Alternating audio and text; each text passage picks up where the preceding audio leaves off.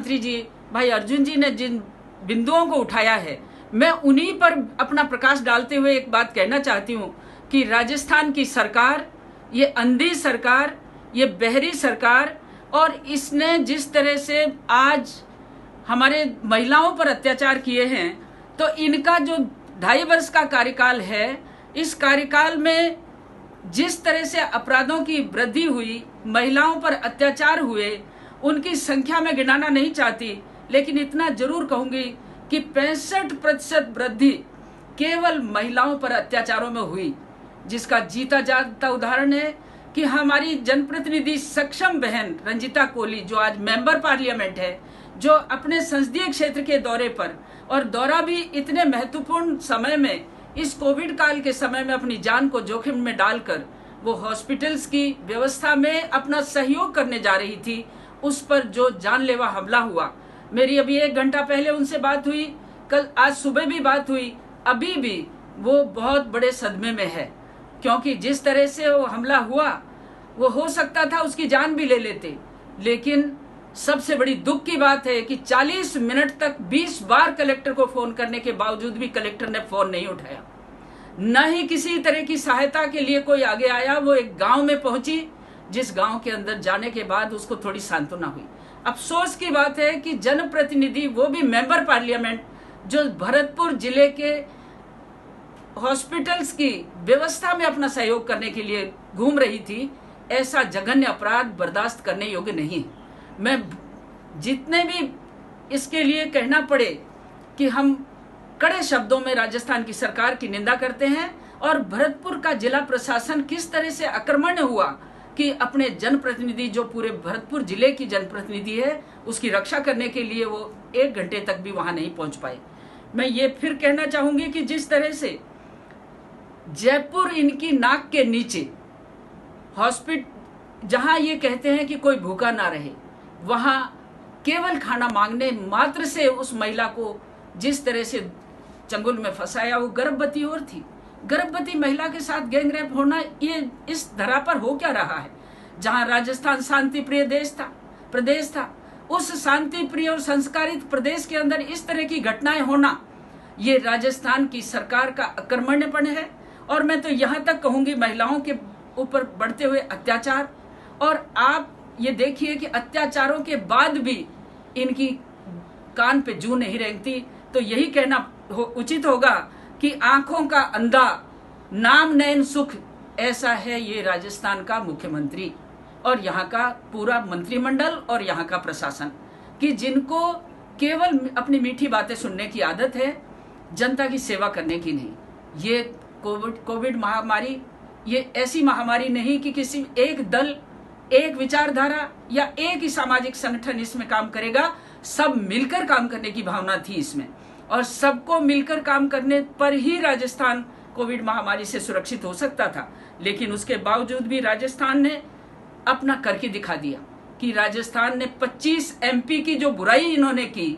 मैं आपको कहना चाहती हूं कि 25 MP अपने अपने कर्तव्य की पालना में रात दिन जुटे पड़े हैं। मैं अपने संसदीय क्षेत्र में 3 तारीख से लगातार घूमते हुए 2 करोड़ रुपए का MP फंड से 33 हॉस्पिटल को छोटे बड़े उपकरण, लगभग 850 उपकरण दिए, और उसके बावजूद भी आपको एक आश्चर्यजनक बात कहना चाहूंगी कि राजस्थान की सरकार न सहयोग करती है और न सहयोग लेना चाहती है। हेल्प डेस्क लगाई हमने, हेल्प डेस्क लगाने पर भी इनको इतनी तकलीफ हुई, मैंने यहाँ तक कह दिया कि भाई तुम यहाँ गहलोत जी की फोटो लगा लो, पंजे का निशान लगा लो, लेकिन सब मिलकर यदि हेल्प डेस्क चलाएंगे तो गांव के गरीब लोग जो आज दर दर भटक रहे हैं, कहाँ किस डॉक्टर से बात करें, कहाँ से दवाई लें, कहाँ पर्ची कटेगी, कहाँ आउटडोर में हमारा नंबर आएगा, उनकी मदद के लिए हमारे कार्यकर्ता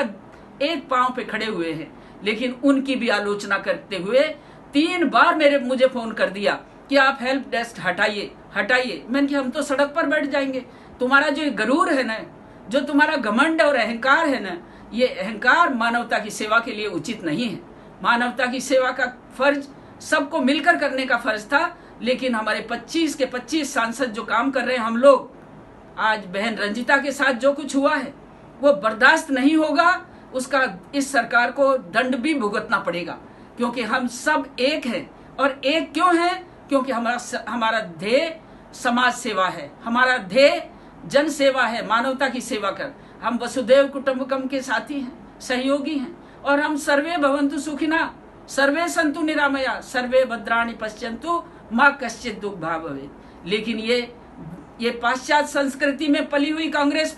सरकार, ये पाश्चात्य संस्कृति के लोग ये ऐसे मंत्रों की परिभाषा नहीं जानते। इनको तो केवल अपनी कुर्सी बचाने के लिए आज दो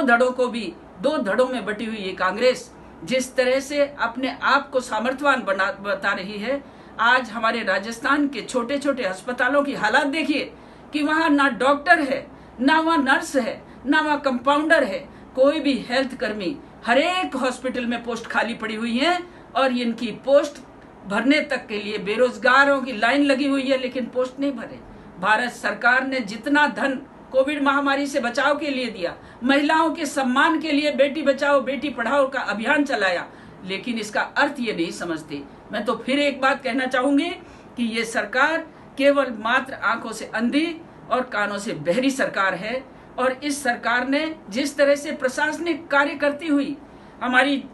स्मृति झा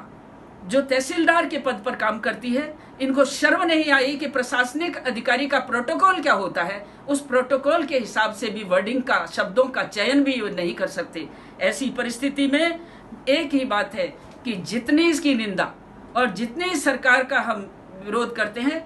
कई बार सुन लिया मैंने कि 25 के 25 सांसद हैं लेकिन कुछ नहीं कर रहे। अरे 25 के 25 सांसद यदि नहीं होते तो आपके बहुत सारे हॉस्पिटल्स में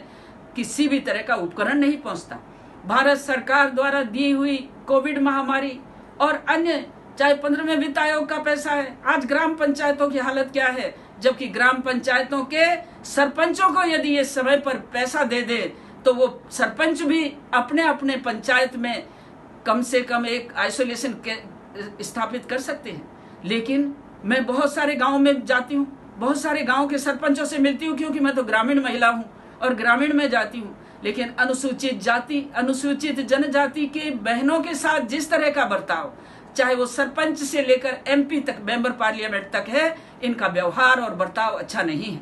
इसकी हम कड़े शब्दों में निंदा करते हैं और साथ ही उम्मीद करते हैं कि मीडिया के बंधुजन आप सबसे मैं उम्मीद करती हूँ कि इस सरकार की आंखें भी खोलें और इनके कान भी ठीक करें, ताकि ये समाज के हित में कदम बढ़ाना सीख जाएं। धन्यवाद।